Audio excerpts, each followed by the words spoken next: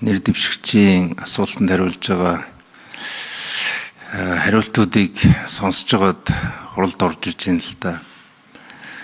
Тэгээ хамгийн гол юм бол сонгуулийн хуулийг одоо их сайн унших хэрэгтэй. Монгол улс бол хууль засгалдаг ийм улс. Монгол улсад бол хүн засгалдаг зүйл рүү бол хэтэрхий ханарч байгаа. Хүн байхад хэрэг нь олдно гэдэг ийм зүйлийг бол гадуур бол хавтгай ярьж байгаа.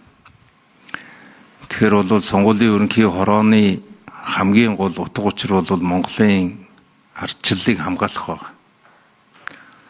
Монголын ардчлал ялангуяа энэ монголчууд эрх чөлөөтэй гэдгээ мэдрэх тэр мэдрэмжийг хязаа авдаг бай гэвэл яг өөрийнхөө саналаа өгсөн үедээ мэдэрдэг. Энэ мэдрэмж рүү бол одоо халдахгүйгээр үйл ажиллагаа зохицуулах нь хамгийн зөв байдаг. За ингийн тулд хоёр зүйл дээр анхаарч ажиллаач гэж. Нэгдүгээр албан ажлаа сонгуулийн ерөнхий хорооны гишүүний ажилдаа бити утгаач. Тэгээ өөрөө бол өөртөө байгаа мэдээлэл буюу ер нь энэ кибер аюулгүй байдал дээр хийж байгаа төрийн машиныг сонгуулийн ерөнхий хорооны ажилдаа холбох ийм холбоос гарч ирэх аюул бол сонгуулийн ерөнхий хороонд харагдаж байна. Ариун бололд даргын хувьд бол. Тийм учраас бол энэ төр байгаа өөрийнхөө чадамж төр дээр байгаа энэ машиныг сонгууль зохион байгуулах үйл явцдаа утгахгүй байх тал дээр анхаарахгүй болвол энэ төрийн аюулгүй чиглэлийн албатууд цагдаа тагнуул бүх албатууд эрх баригчдад 100% үйлчилдэг. Би өөрөө сөрөг хүчний лидерийн хувьд бол сонгууль удирдах орохдоо энийг өөрийнхөө арьс махаар мэдэрсэн. Одоо энэ хүмүүсийн яриад байгаа гүтгэлэг цуурхал гэдэг зүйл бол яг эрх баригч талаасаа гарч ирэхээр бүх телевизээр шууд нэвтрүүлж эхэлдэг. Арчилсан нам талаасаа ерөнхий сайдыг буюу ерөнхийлөгчийг болон эрх барьж байгаа хүмүүстээр шүүмжлэхээр энэ нь өөрөө төрийн эсрэг гэмт хэрэг болж гарч ирдэг. Тийм учраас бол энэ машинуудыг та нар сонгуулийн ерөнхий хорооны гишүүний хувьд ариун болд өөрөө бол их боловсрал өндөртэй хүн учраас тэр цэргийн гэдэг хаяг адарсаа мартаад шудраг бүх хүн тэгш үйлчлэх гэдэг ийм зүйл рүүгээ нэгдүгээрт анхаарах шаардлагатай шүү. Энэ бол нэг удаагийн сонгуул биш. Монголын ирээдүй бол ардчилсан байх хэрэгтэй, эрх чөлөөтэй байх хэрэгтэй, шудраг байх хэрэгтэй. Нэгдүгээрт. Хоёрт бол манай сонгуулиудаар анзаардаг хамгийн хэцүү зүйл одоо юу болсон бэ гэвэл мөнгө тарахдаг. Хавтгай тараадаг. Яг энэ мөнгөтэй холбоотой сонгуулийн асар их луувар явдаг. Тэгээд тэр нь бол шийдэгдэхгүй. Мөнгө ихтэй хүн тусмаа хизээ шийдэгдэхгүй. Эрх мэдэлтэй тусмаа хизээ шийдэгдэхгүй. Тийм учраас бол та бүхэн яаж энэ сонгуулийн лууврыг хаах вэ гэдэг дээр хамгийн ихэнд анхаармаар байна. Луувраа хаацсан хүмүүсийг оролцуулах тал дээр анхаарахад бол болно. Луувар хаагаагүй ээжиж хүн болгоныг оролцуулъя гэдээ явахаар луувар чинь даблдаж орж ирээд. Тэгээд ард түмнийг хүссэн хүлээж байгаа төр биш мөнгөний төр болж хуурах ийм аюул бол байна. Цаашдаа ч гэсэн тийм. Талд мөнгөний уралдаа явж байна. Мөнгө усгаж чаддаг хүмүүс урагшаа гар гэдэг ийм зарчим өнөөдөр ажиллаж байна. Тийм учраас бол ариун болд дарга энэ дээр бол яг ингээд өөрийнхөө тэр одоо суур хүнийхээ сайн чанарыг гаргаж ажиллаарай. Бити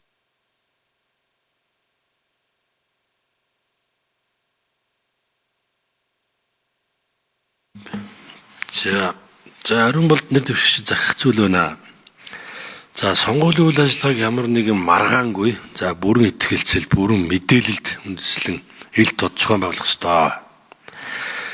Сонгуулийн үед сонгогчдын санал худалдан авахд чиглэсэн хууль зөрчсөн бүдүүлэг ил цагаан маш олон төрлийн үйлдэл гарч байдаг. За энэ Монгол улсын ардчлалыг үгүйсгэх ардчлалын чанарыг бууруулах маш олон сөрөг үр дагавартай. За ийм сонгуулийн үед гарч буй гомдол маргаан ялангуяа сонгогчийн санал худалдан авахд чиглэсэн хууль бус үйлдэлүүдийг за сая мөн ганц төрөг шүү хэллээ. За дасан зогсоо чиглэлээр цаашдаа онцгой анхаарч ажиллаарай. За хоёрдугаарт улс төрийн намын санхүүжилтийн ил тод байдлыг хангах за түүнд хяналт тавих чиг үүргийг сонгуулийн ерөнхиөөрөө хэрэгжүүлж ажиллана. Улс төрийн намын санхүүжилтийн ил тод байдлыг хангах замаар авилгаас урьдчилан сэргийлэх зорилго бүхий нүүбийн тогтоолыг Монгол улс санаачлан өнгөрсөн онд батлуулсан байдаг. За уг тогтоолын хэрэгжилтийг хангах зорилгоор Монгол улсын засгийн газраас үйл ажиллагааны төлөвлөгөө боловсруулж баталсан. За иймд улс төрийн намын тухай хуулийг хэрэгжүүлэхэд цаашдаа одоо онцгой анхаарч ажиллахыг захиж хэлье. За ингээд нэр дэвшигчд хандаж гişүүд үг хэлж дууслаа. Нэр дэвшигчтэй холбогдуулан үг хэлэх оролцогчд нэр өгнө үү? Оролцогчдоос нэр өгнө үү?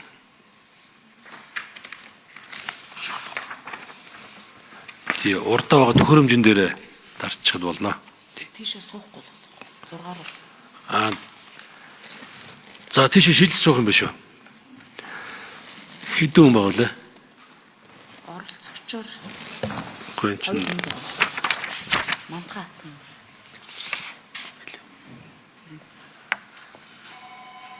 Асуулттай нэг л юм. Энэ асуулттай. Энэ оролцогчоор орж иж. үг хэлэх юм дээ.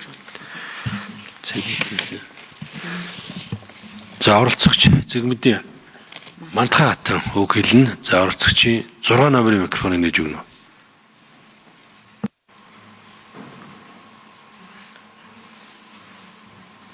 Тавын нэгчлээ шүү. За баярлалаа. Энэ үйл ажиллагаанд ингээд оролцох боломжоор хангасан бас ил тод байдлыг хангаж ажиллаж байгаа төрийн байгуулалтын мянган оронд юуны өмнө иргэний нийгмийн байгууллагын зүгээс талархал илэрхийлж байна. Тэгээд Мантга хатан бодлого залуусын хяналт гэх төрийн бас байгууллагатай ажилладаг. Манайх шудраг сонгуулийн төлөө иргэний нийгмийн хяналт гэж сүлжээ 2008 оноос эхлээд ажиллаж байгаа юм иргэний нийгмийн байгууллагын сүлжээний гишүүн байгаа. Тэгээд миний хувь хүний туршлага бол 2012 оноос эхлээд сонгуулийн үйл явцад иргэний нийгмийн хөндлөнгийн ажилт ажиллаж байгаа юм хүн байгаа. Тэгэхээр надад зүгээр яг хуу нийт нэр дэвшигчдээс би асуумаар байгаа хэд хэдэн асуултуудыг бас багийнхантайгаа ярьж аваад бэлдэж ирсэн. За нэгдүгürt хамгийн чухал яг сонгуулийн ерөнхий орооны бие даасаа хараад бус байдлыг яг юу гэж харж байгаа юм бэ? Ямар байгаа нөхцөл байдлыг цаашид ямар болохыг хүсэж байгаа вэ гэдэг асуулт надаа биднэрт манай одоо иргэний нийгмийн хүнд байна. Юу гэж үнэлж байгаа вэ? Одоогийн хараад бус байдлыг тий. Хоёрдугаарт ерөнхийдөө VDM гэдэг олон улсын судалгааны байгууллагын Монголын өнгөрсөн жилийн үнэлгээгээр Монгол аргашаа ухарсан сонгуулийн дараа ягаад вэ гэхээр сонгуулийн ардчлал өөрөө хангалтгүй байна гэдэг үнэлгээ авсан. Ерөнхийдөө сонгуулийн автократ систем рүү Монгол улс унаад байна гэдэг дүнг бид нар олон улсын хувьд бол аваа явж байгаа. Тэгэхээр энэ дээр бас сонгуулийн ерөнхий орооны энэ үйл ажиллагааг та бүхэн бас энэ олон улсын хувьд бие даасан одоо тий байгууллагуудын хувьд чөлөө төрсөлтөөнийг бий болгох төр бол энэ VDM байгууллагын судалгааны үнэлгээгээр манайх унаад байгаа. За тэгээ сонгох эрхийг хамгаалах төр бас ямар ажлууд хийгдэх вэ гэдэг дээр бас асуулт байна. За тэгээд яг өнгөрсөн хугацаанд бид нэр сонгуулийн ерөнхий ороотой ажиллаад ерөнхийдөө ажлын тамгын газар ажлын алба бол маш их иргэний нийгмийн байгууллагуудад нээлттэй ажилладаг. Хууль эрх зүйн орчиндоос бид нар 12 оноос эхлээд иргэний нийгмийн хяналтыг хэрэгжүүлэх дээр нэлээд архиц дэвшил гаргасан байгаа. Саяны нөгөө сошиалтай холбоотой асуудал дээр ч гэсэндээ ерөнхийдөө зохицуулалт нь хэтрээд байна гэсэн судалгаанууд гарч ирээд идэг шүү дээ. Яг нөгөө нэр дэвшигчийн биш ийм хуурамч мэдээтэй холбоотой сошиал медиа энэ сурчлагатай холбоотой асуудлууд дээр яг ямар үндслээр нь мэддэхгүйгээр яг ямар процессор нь ойлгомжгүйгээр шууд хандлтыг байхгүй болгодог, хандлтыг бууруулдаг. Энэ нь өөрөө тодорхой дүрм журмын дагуу явагддаг гэдэг маргаанууд ч гэсэн хийгдсэн байгаа. Хэрвээ энэтэй холбоотой судалгаа үзвэл нээлттэй нийгэм форумын судалгаан дээр сонгуулийн маргаа гэсэн бүхэл бүтэн судалгаа бол хийгдсэн байгаа. Тэгээ сошиал медианы систем дээр байгаа хандлтыг энэ сааруулдаг үйл явц чинь өөрөө бас ерөнхийдөө хитрээд байна гэдэг ийм дүн шинжилгээ гарсан байгаа. Тэгэхээр та бүхнийг бас энэ нэр дэвшиж байгаа хүмүүс бас асуулт асууж байгаа хүмүүстийг ч гэсэн энэ дээр бас анхаараач гэж хүсмээр байна. Яагаад гэвэл Монголын иргэний орон зай бол ингээд бууржаа гэдэг үзүүлэлтүүд бас олон улс төр бий болдог. Тэгээд үүний нэг асуудал нь сонгуулийн үеийн болон сонгуулийн бус цаг үед сошиал медиатай холбоотой энэ зохицуулалт хаадаг, хандлтыг бууруулдаг энэ зохицуулалтуудын тодорхой байдал маргааныг шийдвэрлэхтэй холбоотой асуудлууд болж ирээд байгаа. Тэгэхээр яг хуу ерөнхий ийм судалгааны дүнгууд байгаад байгаа л да. За тэгэд боломж гарсан дээр гэдэг шиг ерөнхийдөө иргэний нийгмийн байгууллагуудын зүгээс бас энэ сонсголын энэ үйл явцад ингээд ажиллаад оролцож байгаа дээр бас зүгээр нэг нэр дэвшигчдийн ерөнхий энэ ажлын туршлагыг харахад бүгдээрээ хууль хүчний байгууллагууд байгаа.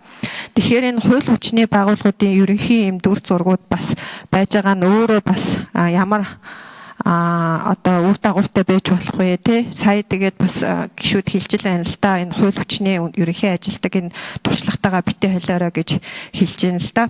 Тэгэхээр энэ дээр бас анхаармаар байна л да. Тэгвэл ерөнхийдөө өнгөрсөн хугацаанд ерөнхийдөө сонгуулийн үйл явцтай холбоотой маргаан асуудал манайх одоо видемийн судалгаагаар унаад байгаа дээр холбоотой бас их сонгуулийн үед өрсөлдөөнийг хязгаарлахтай холбоотой юм хууль хүчний байгууллагуудын хэрэг одоо те нөгөө гүйцэтгэл холбоотой асуудлуудыг нэлээд том маргааны төрөл болгож гаргаж ирсэн байдаг. Тэгэхээр энээс та бүхэн бас яаж сэргийлэх вэ гэдэг бас нэг үндсэн асуулт байна. За тэгээд сонгуулийн ерөнхий орооны бас нөгөө авилгатай тэмцэх үндэсний газраас хэрэгжүүлсэн судалгаан дээр бол шударга байдлын үнэлгээнд дээр сонгуулийн ерөнхий хорооных нь ил тод мэдээлэл шийдвэр гаргах үйл явц ил тод биш байна.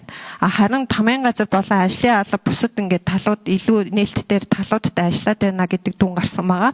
Тэгэхээр та бүхэн бас сонгуулийн ерөнхий орооны ийм гишүүнээр ажиллавал ил тод байдлыг хамтын ажиллагааг ялангуяа иргэний нийгэмтэй хамтын ажиллагааг яаж бий болгох вэ гэдэг сүүлийн асуулт байна.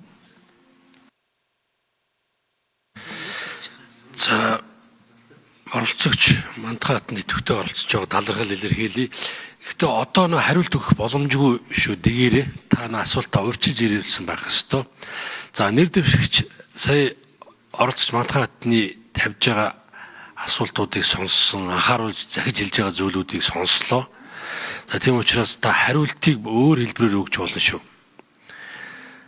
Хэвлэл мэдээллийн хэрэгслээ ярьж, за мөн өөртөө нь уулзаадч одоо энэ өнөөдрийн энэ сонсгол маань олон нийтэд ил тод явж байгаа учраас одоо бүх нийтээр энэ хүний одоо бид оролцоог хангаж асуулт тавихын бүгдээ сонслоо. Тийм учраас зохиосоор хариултыг нь өөрөө за дэгийн хуулиар бол одоо нөгөө асуулт нь өрчилж ирээгүй учраас хариулах боломжгүй, минут өгөх боломжгүй маань. За өмнөх оролцогчийн хувьд бол асуултаа өрчилж ирүүлсэн байсан учраас асуулт тавигдаа та хариулт өгсөн байгаа. За ингээд нэр дэвшигч Дашчивагийн ариун болттой их нэр дэвшигчийн сонсголыг явуулж дууслаа. За нэр дэвшигч энэ сонсгол 2 сонгуулийн ерхий орооны гишүүнд доржсон авахтай мөнх зэргийг нэр дэвшүүлсэн талаар сонсгол явуулнаа. За нэр дэвшигч орно. За нэр дэвшигч танхимд орж ирээрэй.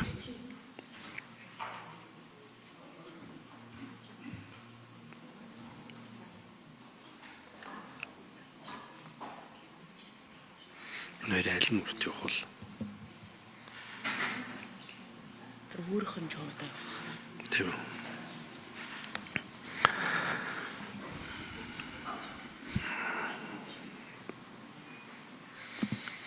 За нэр дэвшигчийн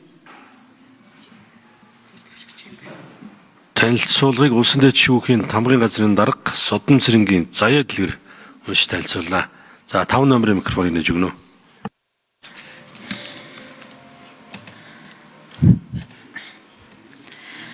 За улсын хурлын төрийн байгуулалтын байнгын орны дарга улсын хурлын эрхэм гишүүтэй. За та бүхэнд энэ өдрийн мөн оролцогчдод энэ өдрийн мэндийг хүргье.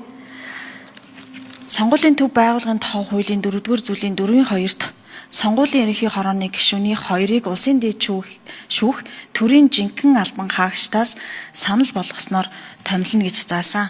Дээрх зохицуулалтын хүрээнд 2026 оны 5 дугаар сарын 18-ны өдрийн Монгол Улсын дэд шүүхийн нийт шүүгчийн хуралдаанаар уг асуудлыг хэлэлцэж Монгол Улсын сонгуулийн ерөнхий хорооны гишүүнд нэр дэвшигчийг санал болгох тухай 41-р тогтоолоор нийт шүүгчийн олонхын санал авсан нэр дэвшигч дорж эсрэнгийн мөх зэргийн холбогдох материалыг улсын их хуралд хүргүүлсэн.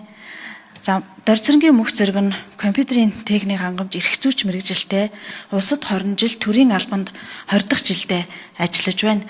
За мөх зэрэг нь 1998-аас 2003 онд шинжлэх ухааны технологийн их сургуулийн компьютерийн техник хангамж мэрэгчлэр 2011-ээс 2015 онд Түшээ дээд сургуулийг эрх зүйч мэрэгчлэр 2014-өөс 2016 онд Удирдлагын академиг төрийн захиргааны менежментээр 2019-өөс 2021 онд Түшээ дээд сургуулийн эрх зүйн магистраар тус суралцаж төгссөн.